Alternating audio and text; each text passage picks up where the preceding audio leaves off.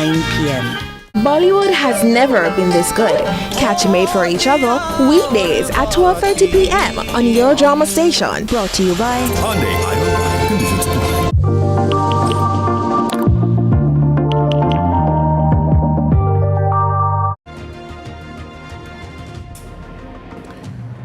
The ICC T20 World Cup is almost upon us, and Jamaicans are taking a close look at the West Indies as they battle South Africa in 3 T20 internationals right here at Sabina Park in Kingston. Now, after winning the first game on Labor Day, the question is, what are the prospects of Rovman Powell and his men lifting the T20 World Cup for a third time? And there's also a question, what does the attendance at Sabina Park on Labor Day say about the appetite among Jamaicans for cricket at one of the most historic grounds in the world? That's the issue that we're going to tackle here on Lee's Story on this Friday. It's a sporting edition of the show as we send you into the weekend. Let's start the show.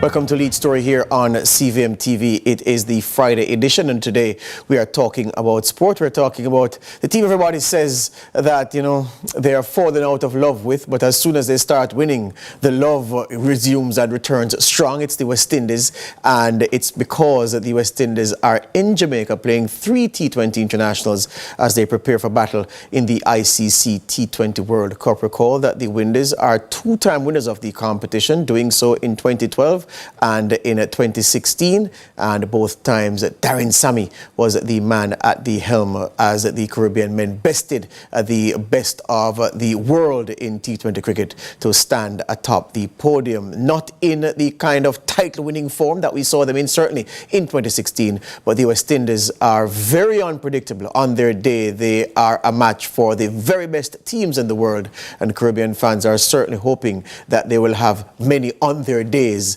as the tournament runs from June 2 to 29, of course, being co-hosted by the West Indies and the United States. We're going to start today's show with some comments made by the CEO of Cricket West Indies, Johnny Grave, the Englishman, in an interview he did on CVM earlier this week, where he spoke to the readiness of the region for this T20 cricket bonanza. It's been a long process. We're all excited. It's 8 days to go.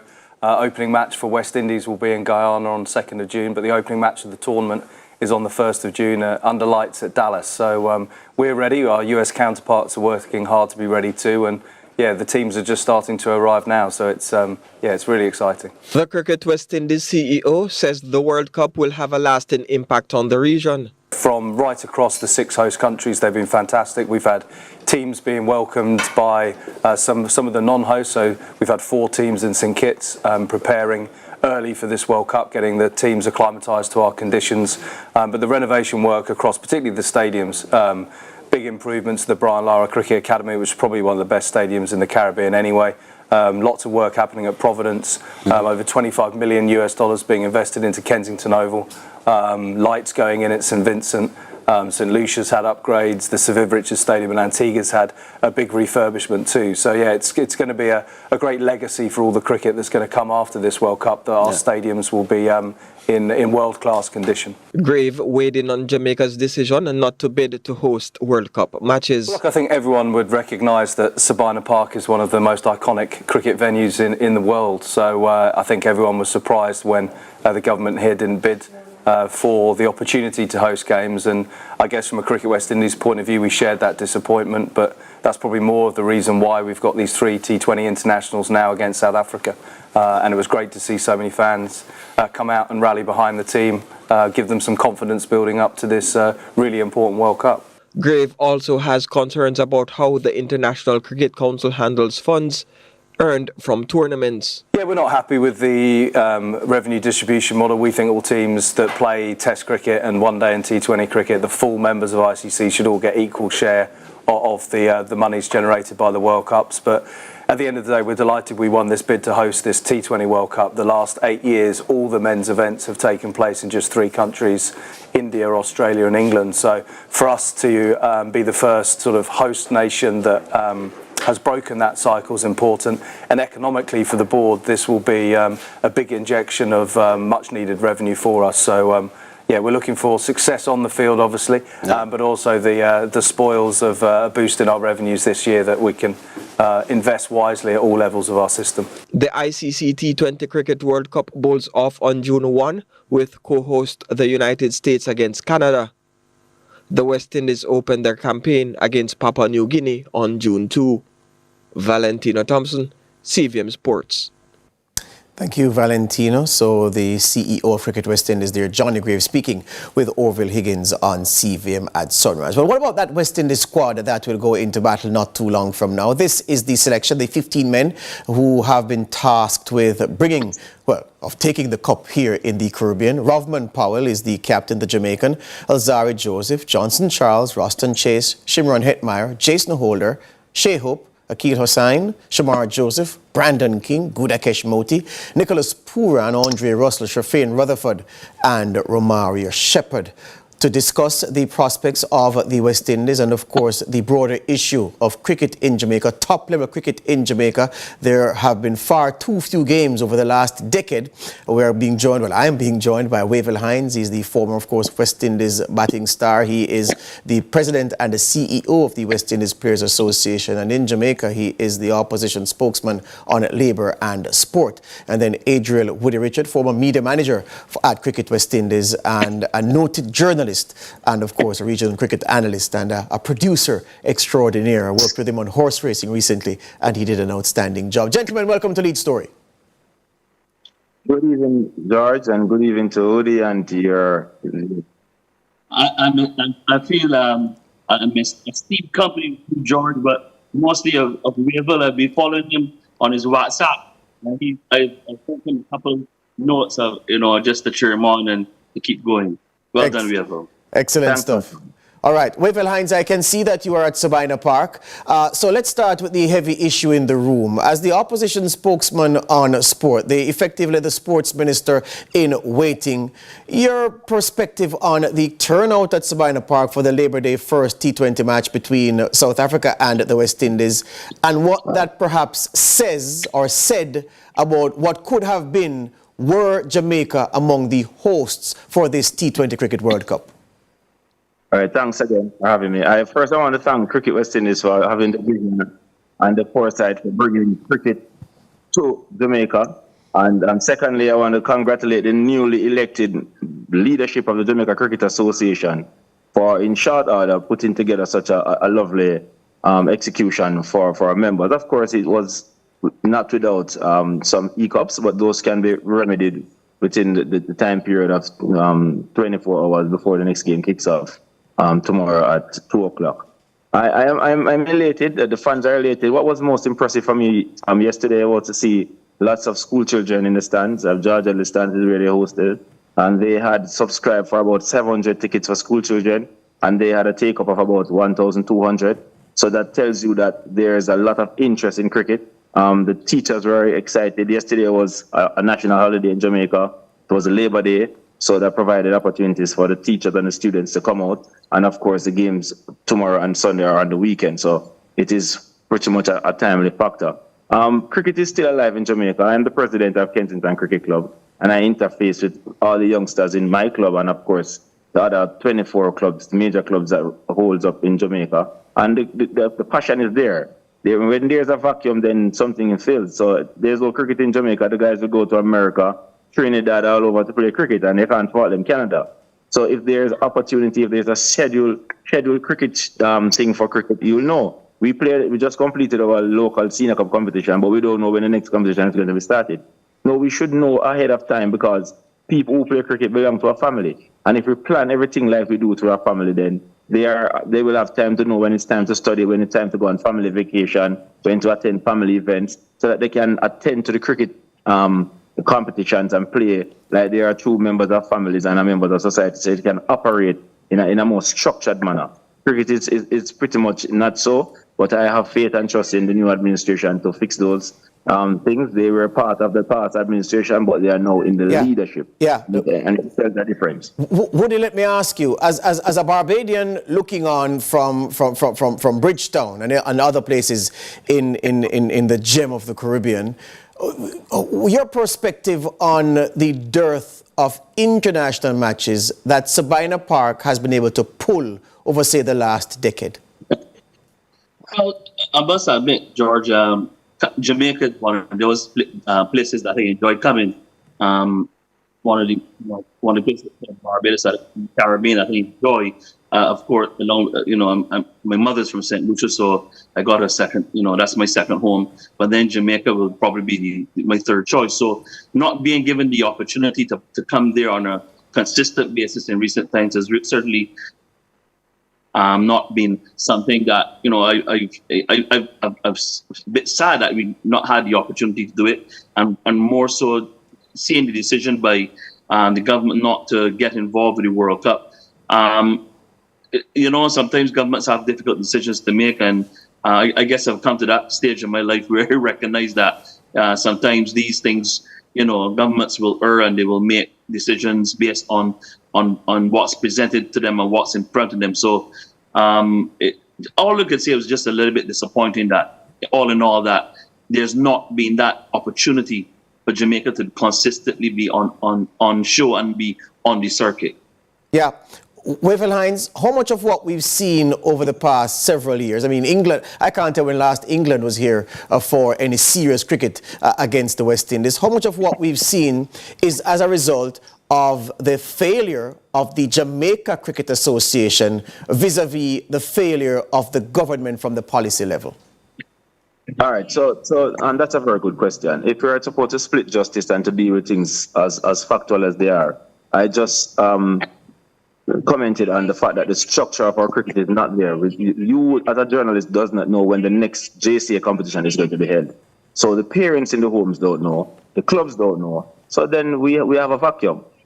Equally to say, from the government standpoint, we have an established committee called the National Sports Council that has been inactive since 2016. And the National Sports Council would have been made up of members of the major sporting organizations and other stakeholders who would have been influential in achieving the goal of the mandate, which is to make sure that the country is in readiness to deal with anything international or anything developmental that can bring forth the socio-economic benefits that we can have.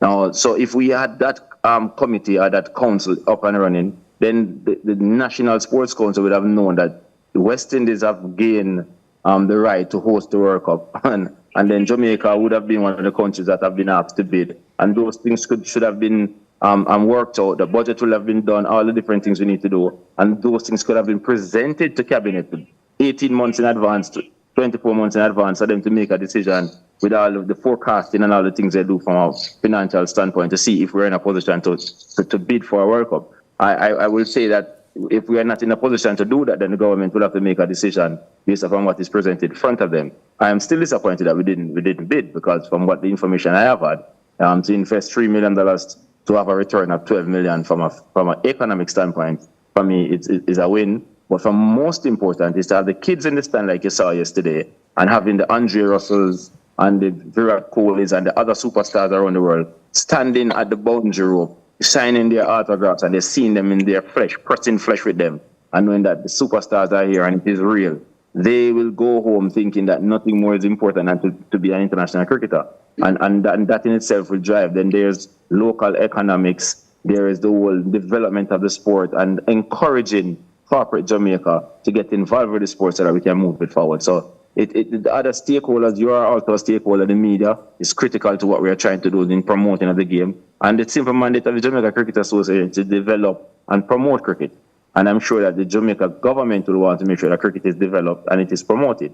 And they can use sports to do sports tourism to market the country, as you see a lot of people have done in the CPL competition. Trinidad did the last CPL where they promoted their country throughout. Every time there's a breaking over, there's a strategic timeout, Trinidad has been promoted, and Barbados took it up this year to be the Caribbean island and doing a lot of promotion on the platform for the CPL. for the IPL, sorry. So I think that we have lost out on many opportunities, and I don't think we have put the minds together in the National Sports Council to put those minds together to think it through so that we can do something strategic that we can have immediate returns, mid-term and long-term returns, and also speak about the development. Johnny Grave in his interview when you broadcast it earlier spoke about the lifelong benefits of the stadium in those countries that will benefit after the World Cup. So when Apple will still be going off 2007 redevelopment, and we're going behind. So it is quite disappointing for me, and I think it is a missed opportunity by the government of Jamaica. Absolutely so. All right, let's take the break, Wavell, Adriel, Woody Richard, and come right back. We're talking West Indies cricket, and after the break, we'll get into the players, from the players' perspective, and the team. What are the team's prospects, seriously from a realistic perspective, in winning a third ICC T20 World Cup trophy after this break.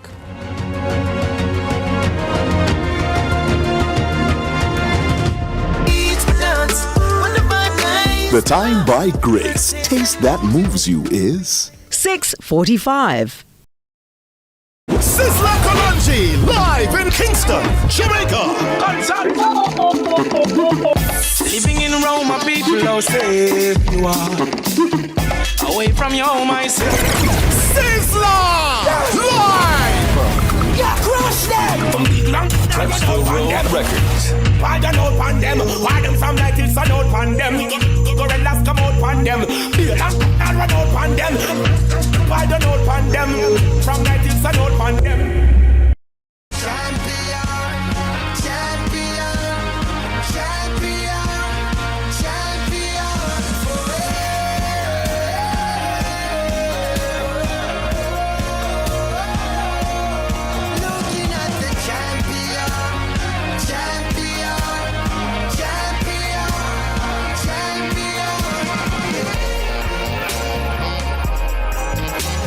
Sunrise Fitness, brought to you by Your Plate and Nature Valley.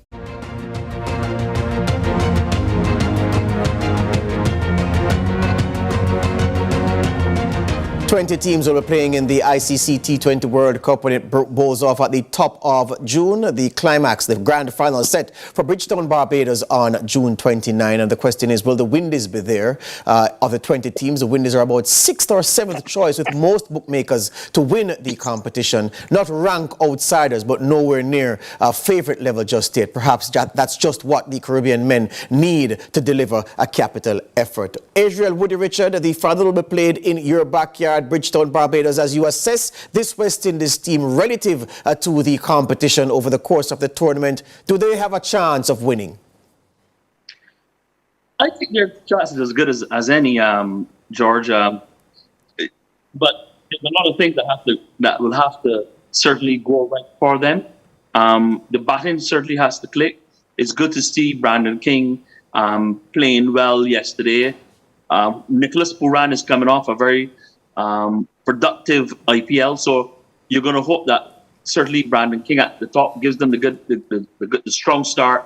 That Nicholas Pooran coming in the middle order can give them that boost in that area, and then at the back end you have players of the caliber of Russell and perhaps Jason Holder who can finish off the innings in a strong manner. So they've got there is scope for them to do well. The bowling, I think, is pretty decent. Just that they have to maybe get their tactics a little bit more together in terms of the lines and lengths that you want to bowl, especially in this format of the game. But I think their chances are as good as any. But I think at the end of the day, it will come down to one of the usual big three of Australia, England, India. I think they'll be knocking around the place, and it's anybody's guess will be number 14. That's the way the form books look at the moment. But as you said, we're playing at home. Any number can play, and so there's very strong possibility that this, for sure, I think they've got what is required to get them into the semi-finals for sure. Well, what Darren Sammy did so very well, especially the 2016 World Cup victory, was to inspire men who were world class with bat and ball. We saw that. Sammy was like cheerleader extraordinaire, and he got Chris Gayle and Andre Russell and Marlon Samuels to perform at their very best, to deliver in the big moments. Carlos Brathwaite, I was searching for his name just now, the right words, the motivational words. Does Rovman Powell have a similar role to play this time, or will his role depend more on his output with bat and ball?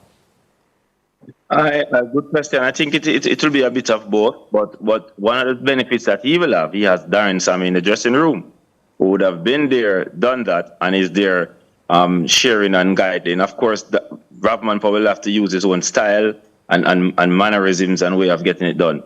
The West Indies has power, it has speed, it has pace, it has grace, it has skill. But what West Indies need to consistently do is make sure that we win the small battles throughout the game. So each person will have their role, and each team will have, and each department will have its role. The batting has its role, but the individual batters have their different roles within that strategy. And the same thing for the bowling unit. If you remember how we won the World Cup, you mentioned the Chris Gayle at the top of the order. You had Marlon Samuels coming in the middle, and they will finish games off, and the Pollards and the different guys. And the bowling, Samuel Badger was a standout with the new ball when he opened the bowling as a spin bowler, and was pretty consistent. I think Ravi Rampal did a good job as well. Now, in this situation, we have senior players, Andre Russell will have to step up to the plate and consistently do well, and so does our batters. So our batters will need to come good. The Purans, the Hetmeyers, and those guys will have to come good. And of course, the Brandon King will show in good form based upon his performance yesterday. But we also need a young star, two young stars to step forward. We have Azari Joseph with the ball, but we also have the young new sensation Joseph. If he gets an opportunity, he can also have an impact. So it's about the players playing their roles and getting it done. And also believing that the victory is everybody's. No one man should win the game. No one man can win the tournament. And not because you're playing at home means that you're automatically going to have an advantage of the conditions, because many of those guys who are coming for the World Cup would have played CPL. So a lot of them are familiar with the Caribbean conditions. Outside of international tours, they would have come for CPLs for an extended period of time. So we want to know that in the geographical situation of cricket, sometimes the playing field is a little bit more level than before because of the international domestic competitions around the world. Players are moving around quite often in different spaces, and they are choosing venues as their home ground away from home. So yes. We have to understand that is a factor that is going to come in. So the playing field is level where that is concerned. But where the roles are concerned for players, that's where Darren Sammy and Rovman Powell have to come in motivating and inspiring players. Execute under pressure. Yeah. Definitely. Here's this now, Adriel. Wavell spoke about it being a team game, and obviously it is. But I'd suggest to you that if you draw a line through previous editions of the ICC T20 World Cup, from the first one in 2007 that India won, those tournaments, the winners depend largely on big performances from their superstars. You need at least 3 of your real, genuine, bona fide stars to deliver consistent enough performances to dig you out of holes, because in T20 cricket, you're never far from being in a hole that you need extraction from. Here's the thing, Adriel, I put to you. Looking at this West Indies team sheet, this 15-man squad, who are those 3 players who, over the course of the tournament, will be relied upon to dig the team out of those holes with their explosive batting, their bowling, or even their fielding, Adriel? Well, I think I mentioned them to you just now, which is, I think Brandon King, once he's opening batting, has to give us that kind of start that we want. The modern thing now is to try to get at least 10 runs and over in the power play. He spoke about that yesterday, so he's well aware of that. And hopefully he can remain fit, and he can have the consistency to give us that start. Again, Nicholas Puran in the middle order, he's just come off a strong IPL. He's got to be able to come out there and give us something as close to that, or even better than what he gave LSG. He's got to do even better than that for us to really have to put those kind of really challenging totals on the board. The third player will have to be Andre Russell. But I would say there are two other players I would want to mention who will hold keys to how well we do in the bowling, and that is the two left arm spinners. Whether we play both of them together or we play one, or we play one, both Guru Krishnamurti and Akil Hussain. Hussain has not had the kind of success he probably had maybe up to a year or so ago. So he's got to, find whatever that missing ingredient has been for his cricket in the last year or so. He's got to find it. But I think the two of them are also going to have to play a significant role. The other bowlers will come in and do what they have to do. They're all experienced. But I think the two of those are going to hold the key to it. But if I was to say the big three, Brandon King, Nicholas Puran, and Andre Russell, those are the three who've got to play a major role for sure in giving West Indies very big totals, not 150 or 140. We got to be in the 170, 180, 190 and going up range. If anything below 170, I don't think that you're going to be competitive in this World Cup. And we ever talked about conditions.